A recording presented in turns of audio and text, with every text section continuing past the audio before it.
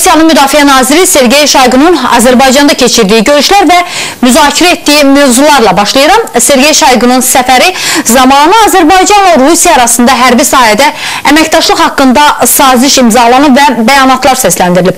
Rusiyalı nazirin səfərinin detallarını müxbirimiz Aysel Zahid qızı öz reportajında göstərəcək.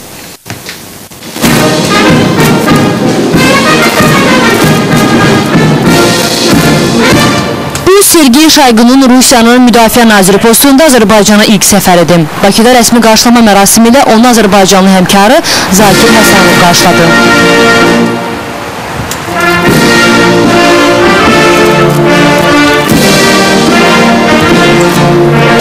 Nazirlərin görüşünün media üçün açıq hissəsində söhbət ölkələr arasında hərbi əməkdaşlıq, Xəzər dənizində təhlükəsizlik mövzularında getdi.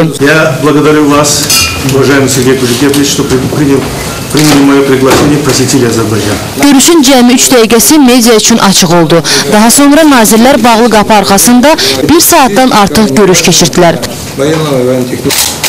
Danışıqların yekunu olaraq Rusiya və Azərbaycanın müdafiə nazirləri 2015-ci ildə hərbi əməkdaşlıq haqqında sənəd imzaladılar.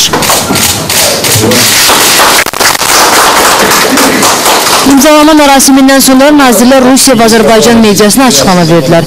Hərbi tədris sahəsində razılıq əldə olunduğunu deyən nazir Zakir Həsənov, Azərbaycan və Rusiya hərbi qulluqçularının iki tərəfli şəkildə Müdafiə Nazirliyinin müxtəlif hərbi təlim mərkəzlərində hərbi təhsil alacaqlarını dedi.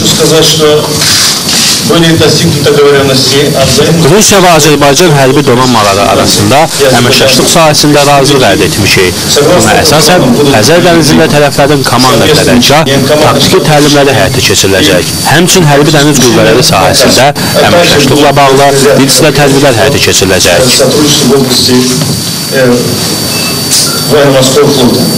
Rusiyanın Müdafiə Naziri Sergey Shoygu isə həm bizim regionda, həm də bütün dünyanın qaynar nöqtələrində baş verənlərə toxunaraq Azərbaycanlı həmkarı ilə İraq, Suriya və Ukrayna ilə bağlı müzakirələrin apardığını söyledi.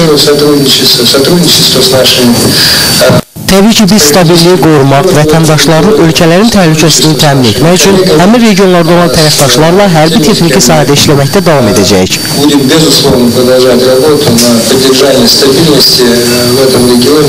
Rusiyanın Müdafiə Naziri bugün Prezident İlham Əliyevin də qəbulunda olub. Dövlət başçısı hərbi və hərbi texniki sahədə əməkdaşlığın genişləndirilməsinin vacibliyini qeyd edib. Sergey Shoygu isə Rusiya və Azərbaycan prezidentlərinin Həştərxanda keçirilən görüşünü xatırladaraq Xəzərdə hərbi əməkdaşlığın inkişaf etdiyini vurğulayıb. Rusiya kütləvi informasiya vasitələrinin yaydığı xəbərə görə Sergey Shoygu İraq və Suriya ərazisində baş verənlərin Azərbaycan və Rusiya üçün terror təhdidinə çevrilə biləcəyi xəbərdarlığını da edib.